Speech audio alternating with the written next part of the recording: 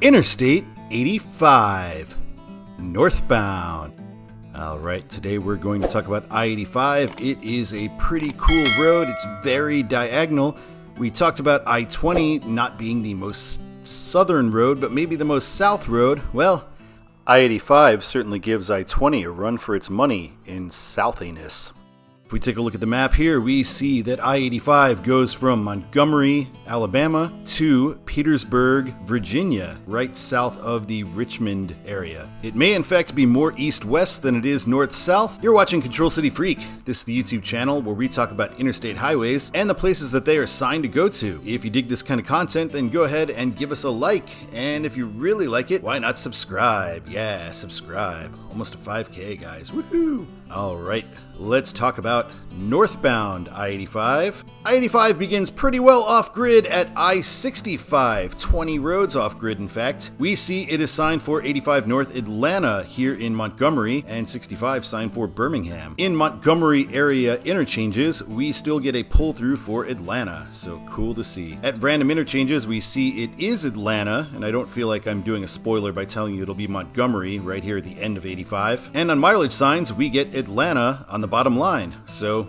well done here, Alabama. Alright, we cross the Chattahoochee River here. I had no idea that was an actual thing. I'm not from the South, I just knew it from the Alan Jackson song. Hey, go figure. And once we cross that river, we are now in Georgia, so welcome to Georgia. At random interchanges here, we get Atlanta still signed. In fact, at this particular interchange where I went out to check, there is a pretty awesome looking place here. Frisky Whiskey, serving liquor and grilled fried chicken. Sign me up. And on mileage signs on 85 in southern Georgia, it is signed for Atlanta as well, so makes sense. We meet 185 and we get a pull-through for North 85 Atlanta. As we approach the Atlanta metro area, we meet 285, and 85 is signed for domestic and Atlanta, 285 as Atlanta bypass and international. Because the Atlanta airport is so large, you have to get on different freeways to go to different parts of it. And this is pretty interesting here. 85 goes inside the Beltway. It is right inside of 285. The 285 eastbound lanes are just to the south of I-85, and the 285 westbound lanes are just on the other side of southbound 85, so pretty cool here. You don't see this too often. Here's our exit for the ATL airport, domestic, and we merge with I-75. There is no option to go south on I-75. I assume if you were heading south on I-75, you would have taken 285 anyway. Here's where we meet I-20 in central Atlanta. So we see 20 is signed for North Chattanooga, Greenville. 20 gets Birmingham and Augusta, so that makes sense where 85 and 75 are going and the two directions of 20. Here's a nice look at I-85 in Atlanta.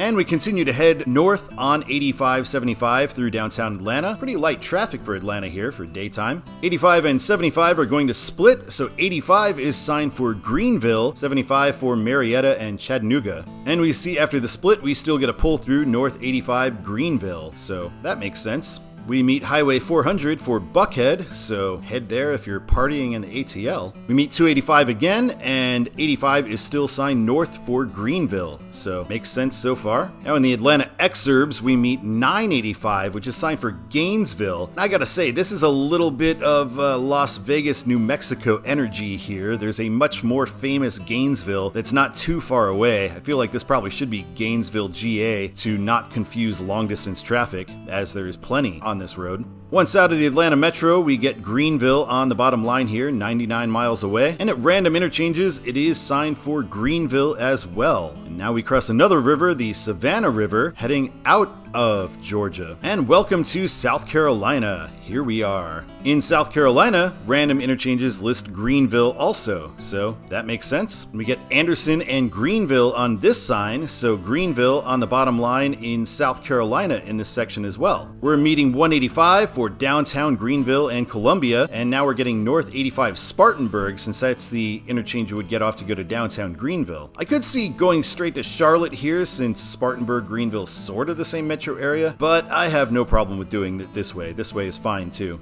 85 Spartanburg when we meet 385 here. And once we meet Business 85 Freeway Loop for Spartanburg, we are now on 85 North Charlotte. so we didn't have to wait too long to be signed for Charlotte here. We meet I-26, it's signed for Asheville and Columbia, and we are still on 85 North Charlotte, so nice. And we meet 585, the third of the 85 spurs in the Greenville-Spartanburg area, signed for Spartanburg. No pull through for 85 here though. At random interchanges, it is Charlotte that is signed though, so that makes sense.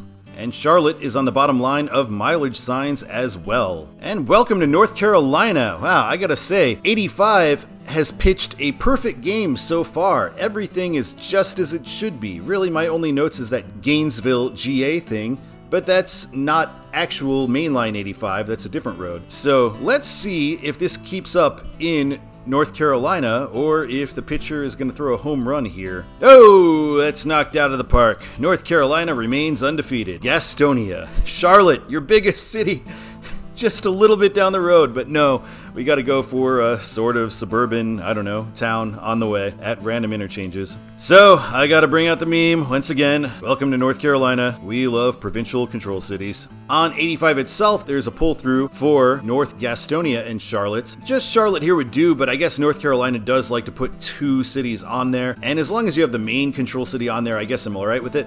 This is pretty weird though. So we're meeting 485, we get 2 I-77, and our choices of the CLT airport. There's got to be a better way to put that. And Greensboro, Pinesville, Huntersville, but they don't tell us what the best way to go to Charlotte is. I know we might be within the Charlotte city limits at this point, but usually we're trying to go for central cities here. I feel like Charlotte should be on one of these signs. Pick one. We meet I-77. 77 probably should be signed south for Charlotte, but Columbia does work here since Charlotte traffic would have exited probably anyway before this. And annoyingly, Statesville northbound. No pull through for 85. And we meet 485 once again, and we still don't get a pull through for 85. I don't know why there's no pull-throughs for 85 in the Charlotte area. Looking at an exit though, it is signed for 85 North Greensboro. This is on the 485 exit, so a major exit. But at less major exits, we get Concord as the next city instead of going to Greensboro, another huge North Carolina city. So I really got to question that. We meet US 29 and we get 85 North Greensboro on a pull-through, but now at interchanges we get Lexington. I think this is in Concord, huh?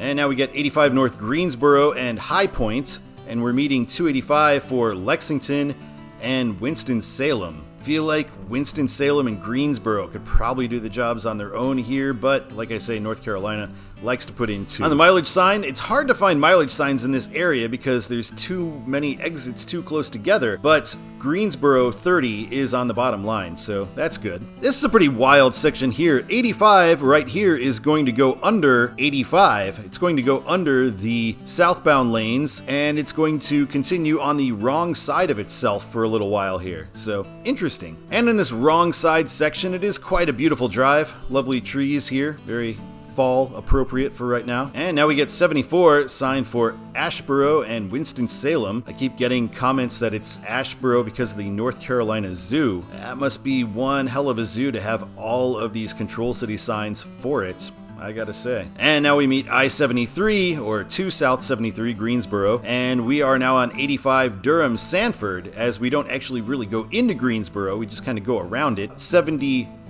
North, signed for Winston-Salem and Martinsville. 85 North for Durham and Sanford. Sanford because of 421. We're going to be meeting I-40, and unlike on the I-40 main line, at least going eastbound, we do get good signage for it, so we can understand kind of where we're going. So we have 785 and 2 West 40, Greensboro, Danville, and East 40 and North 85, which will be concurrent for Durham and Raleigh, which is well done there. And we can see 40 merging in here, and we have quite a long concurrency with 40, and it's entirely an east-west concurrency, no north-south for 85 going here. 85 and 40 split, so we're going to be on 85 Durham from this point, and we are getting an exit for 147 south for downtown Durham, so 85 will now get North Durham and Petersburg being in Virginia. I'm sure random exits keep showing small towns along this way, but I got a little frustrated with it, so I decided to just move on and focus on the main stuff on the main line. We're meeting 885 for Raleigh, and 85 now is signed north for Oxford and Petersburg. So again, Oxford is probably going to be on interchange signs here instead of Petersburg. And And in Oxford, we get Henderson signed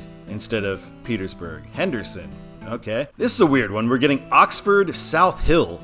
South Hill's in Virginia. If you're going to sign out of state anyway, go with the main control city instead of a secondary. It's very weird, North Carolina. Very weird. At interchanges, though, it is sometimes Petersburg instead of South Hill. And now we see South Hill 18, Petersburg 75. Welcome to Virginia. And now we see a sign for North 85 Petersburg once we are in Virginia, so Virginia's doing it the sensible way. We haven't made it to South Hill yet, so Virginia wasn't signing South Hill before Petersburg. They're just going straight for Petersburg. I'd actually switch it with Richmond personally. Richmond's the bigger city, bigger draw, but Petersburg is what we got. And here on this interchange, we get North 85 for Petersburg and Norfolk, which is because of 460. We are meeting I-95 pretty soon, which is where this party ends, and we get 295 North Richmond and South 95 Rocky Mount, North Carolina. And as we merge into I-95, we actually get an exit off of our exit ramp for historic Old Town Petersburg. So that's about as downtown as we get in Petersburg for I-85 and exit 69. Nice. The last one for this road. All right, let's take a look at Todd's the way it should be for northbound I-85.